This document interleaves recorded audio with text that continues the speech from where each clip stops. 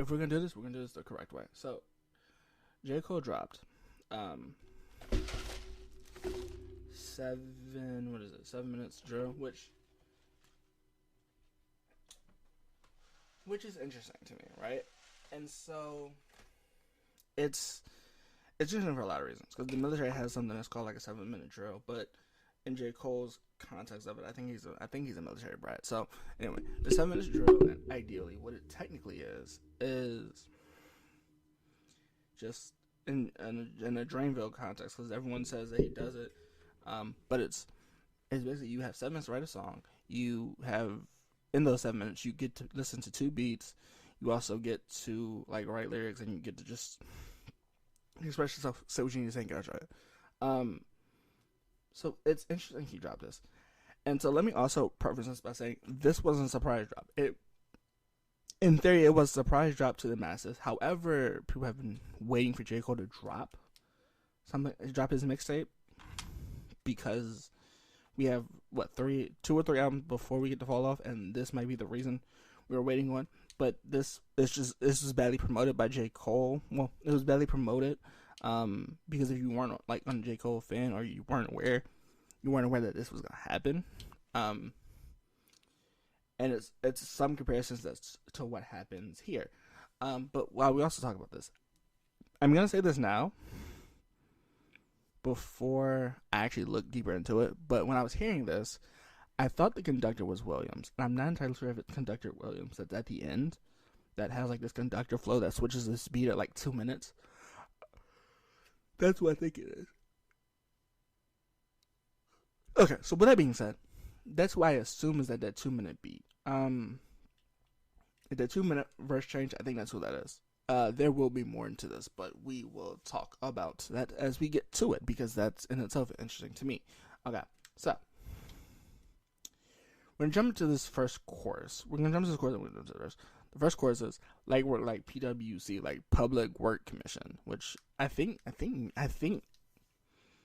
Fayetteville, North Carolina has. I believe they have it.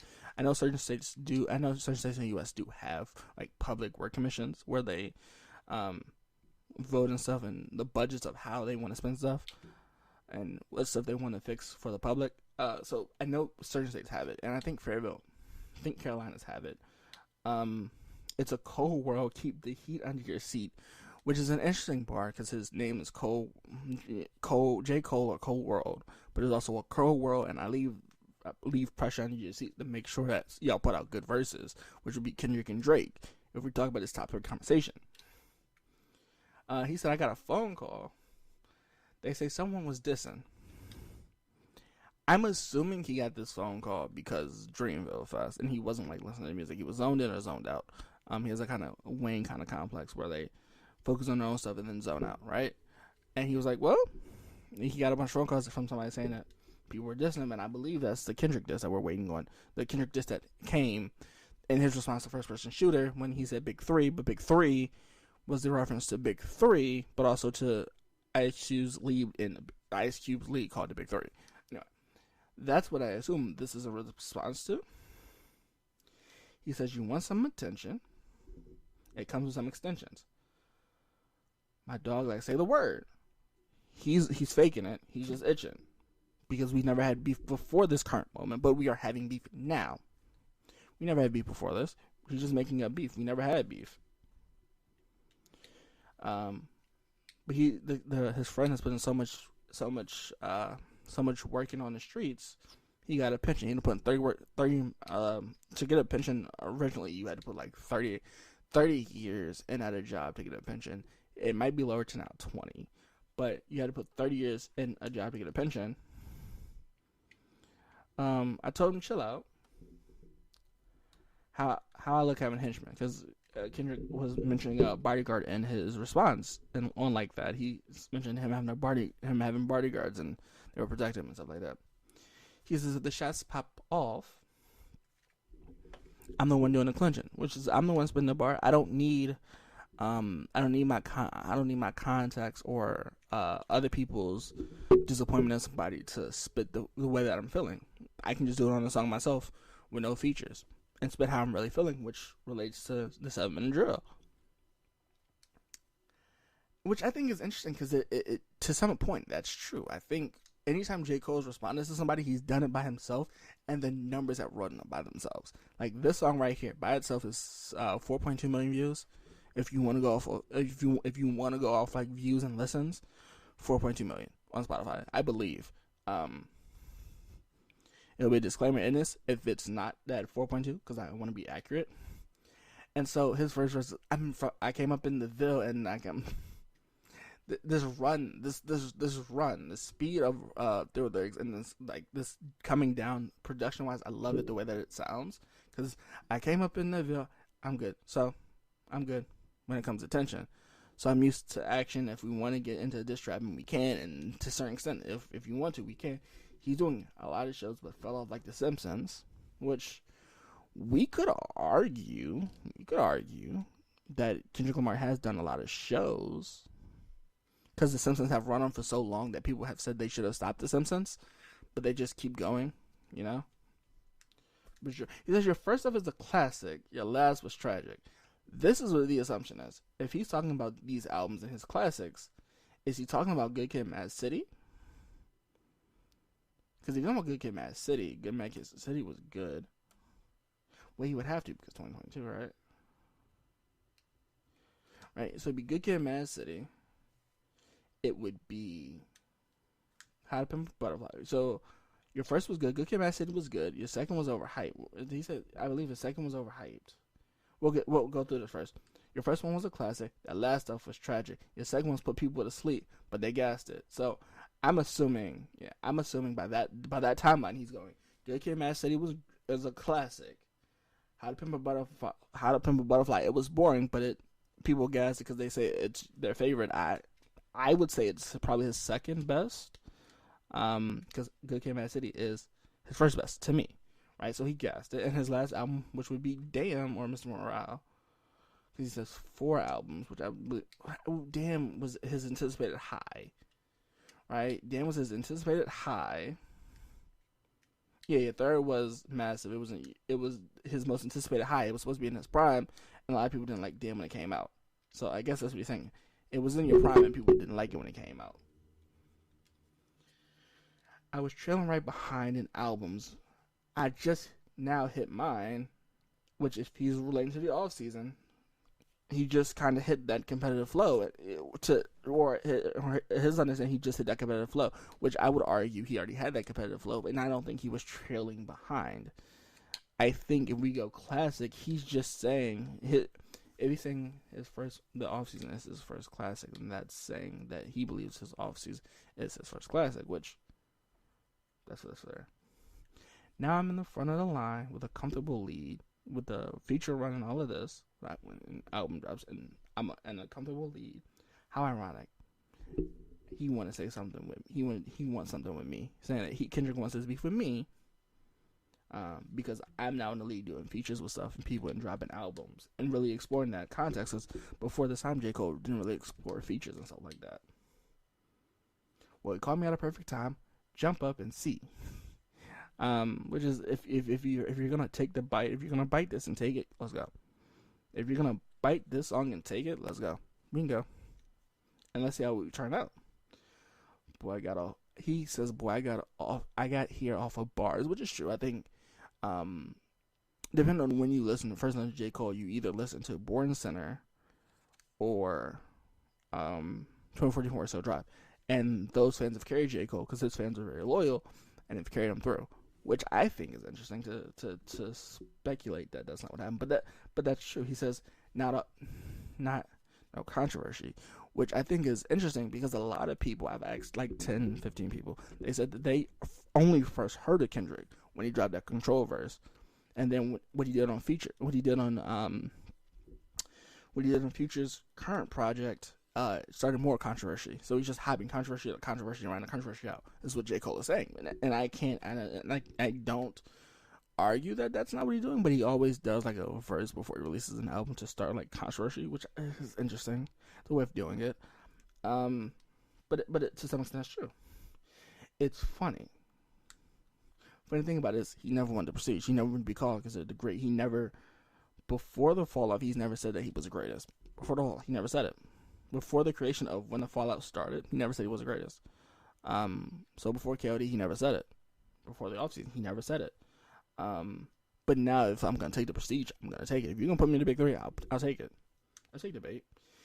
And this is, I think, this is a response to everyone saying to him specifically that, oh, well, Kendrick and if we're doing it off achievements, Kendrick and Drake have Grammys, and J. Cole only has one. But then he says, yeah, blink the Grammys, because they've never done anything for me. Like, him winning a Grammy is not going to do anything for him. People listen to J. Cole regularly. That could be based off a lot of different things, or they just draw it him generically. But him winning a Grammy or something is not going to bring in more viewers. It's just not.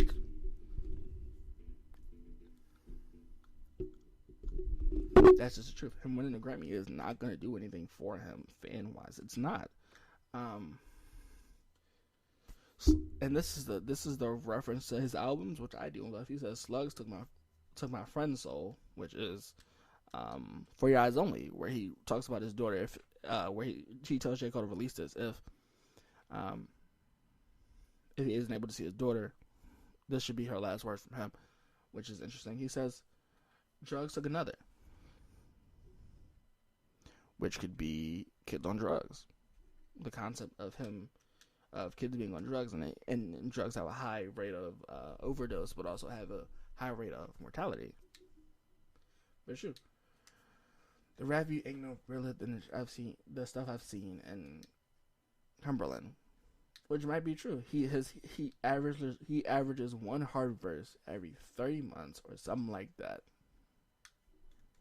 So every 3 years or every 2 years and a half, he enters a cold verse, which we could argue, sure. I think because a lot of people don't look at Kendrick's verses unless they're like, oh, he's a surprise feature. Oh, okay, well, yeah, he was on so-and-so albums. It's never like, oh, Kendrick on so-and-so album, he's coming back. It's never that unless he's like, but he never does these verses unless he's like gonna drop an album, right? Which we can argue is true. If he wasn't dissing, we wouldn't be discussing him. We could say that's true. I think people getting comfortable with not listening to a Kendrick's album. But we'll talk about all of this when we get to like that main point of this blog where he says you dropped 4 albums in 12 years. We'll talk. But it's interesting because I think it's true. I think no one was looking for Kendrick, and then Kendrick got on Future's and Metro's album, and now everyone was looking for him. Like, they teamed up like the Avengers, and people were just like, oh, Kendrick's on this. Okay. And then the disc caught people's attention and said they wanted somebody to respond. Lord don't make me smoke him. Lord don't make me smoke him because me and him are good friends, which they're great friends. I don't understand why anybody would go, hello, let me diss J. Cole because let me just smoke J. Cole. I don't think J. Cole's in his mind like, I don't know why you have beef with me. I genuinely don't know why you have beef with me. I thought we were great friends. And through history, you can see that they've had good friendships in hip hop, which is weird. But push come to shove on this mic, I will humble him, which is interesting. I think it's true. And people were like, well, if J. Cole can't out-rap Kendrick, and he just kind of said, well, if Kendrick wants to respond a certain way, I can respond the same way he wants to. And I think this is generically what he did, which is true. I think they can both respond in their own ways, and we could argue about who's the better MC doing this and who's doing that. But generally, I think they can both respond in both ways. This album called Black Friday we were supposed to get, where it would show them taking each other's beats and switching them. There's not huge of a difference. It's just different styles of how they would approach it. I got mixed feelings about these rap guys. It's over for the cap. We're officially cap peeling. Cat pillars, which now we're fake because we want to act like there's a problem where there's not. 26. We don't. Right? Shooting people with lights out because my dog's stats fillers. which might be true. I think if you look at the thing, you have a lot of artists just trying to stat fill. Like, oh, I did a feature with so and so, I did a song with so and so. This ranked me higher than in the top 100. So they're just filling up stats, and that's a true point to it. He says, "Cole was your Pilates instructor. Get a guy stretched if he disrespects me," which is it's a gun reference. It's a reference to a gun murder bar, which is interesting. Who lives his life without the pressure of constant fade, Kate? Which is just the idea of you might fade after your next release. I pray for peace, but if cease pieces, then he's positive. You know, he says, I pray for peace. I do. I think J. Cole has always said, I pray for peace, but if you want to diss me, I'll gladly participate. He says your arms might be too short to box with a god, because I think Cole is 6 something and Kendrick's like 5.5, 5 something, right? He says the rocket is popping like it's the 4th of July, which he says popping outside like the top of July, like the first weeks of July. He says my text is flooded with people with hunger for a toxic reply. If you're gonna be toxic, go full out. He dissed you, go with a full out diss. It's like, I'm hesitant, and I would be too. I love my brother. I'm not gonna lie. And it's true. I don't have a beef with you. We've never had a beef, but you always name drop me or something in a verse, and so it'd be like, I'm not gonna lie. We've always been great. I'm powered up. It's like swatting a fly. Just you want to take aim, I'll take aim at you too, but it'll be easier for me because I was just like, I'm swatting a fly. But if this is what you want, you drop 4 albums in 12 years, which, I mean, it could be true. It could be true, right? Because he's saying How to Pimp a Butterfly I think it's a lot of people. It's a lot of people that share the assumption that How to Pimp a Butterfly was boring, and it put a lot of people to sleep. But people guess it because they think it's the best. But I think Good Kid, Mad City is the best. We talked about this, and then the dynamic of Damn being his most anticipated album, and it just wasn't. It wasn't the best of people's ears. But if this is what you want, I'm indulging the violence. I'm indulging with diss tracks. If you want to go, I can indulge in the diss tracks. Put pictures in my home, aim the chrome at your eyelids, just to to keep you up. You know, if I'm gonna haunt you, put them up. But yeah, I'll put pictures of my home. But if they gonna haunt you, just put them up. Back in town, whipping work in traffic and pounds, which I'm not gonna touch right now. He says, but switching sides, like the tassel on a cap gown, which is like when you graduate, you switch gowns, but I can always switch sides. Like if this is a thing and this is the thing that you're obviously mad about, you're mad because I switched sides, but because Drake has a problem. Is he assuming that since Drake had a problem and they decided to get him because they knew that they had a problem, he switched sides because Cole has been neutral on this topic, and then he did a song with Drake, and Kendrick was like, "Oh, well, if you want to do that, okay, you want." And so if you want to switch sides with this, I thought we were cool. I'm fully loaded. I can drop two classics right now, which I would enjoy. And if he's saying classics, like what I'm assuming he's talking about is the idea of these classic albums, or classic disses like Takeoff, which I think is an notion of Takeoff, because he says you might be too short to box with a god, which came from Nas, and that was on Ether and Illmatic. So that was it. He says I can drop 2 classics right now. If you want to go, we can go 2 rounds. I'll drop 2 rounds back to back right now. And this Conductor, I think it's Conductor Williams. You can hear the beat change at 202, and it's that Conductor sound. But he says, yeah. But let me chill out, man. This is a warm up. Yeah, off season went away. I think genuinely this is an 8 out of 10 for me. But it's interesting because before this came out, no one knew that Kendrick was going to drop it. And this concept of he drops something heavy every 30 or something like that, where it's like, yeah, you don't really drop everything, but every couple years, and it's normally for an album release, which is great. I think that J. Cole marketed this well. And I wonder if he knew a project from J. Cole was coming out, so he said, okay, I'm going to drop something, see how they feel about it, and see how he responds to it. This could be a marketing scheme between the both of them, because they were good friends. So this kind of heated up the reply, because this was his anticipated thing, but it's true. I think when we look at the statistics, he equaled him, because he said that Kendrick, in theory, said that J. Cole's best is light work, is a light pack. So it's not true. I mean, this right here, it's not a K-Dot or a Cole one right away. This is more, hey, I mean, they both answered valid questions, but it's not necessarily a who takes who. This isn't. It's not as clear. It's not as black and white as it should be. It's an 8 out of 10, and I'll say this: if you love production, that influctuation of I came up in a Ville, so I'm good. I'm good. I'm good with the beef. Is something you hear that vocal rising in that flow, which Kendrick does so often that if you want to do it, we can.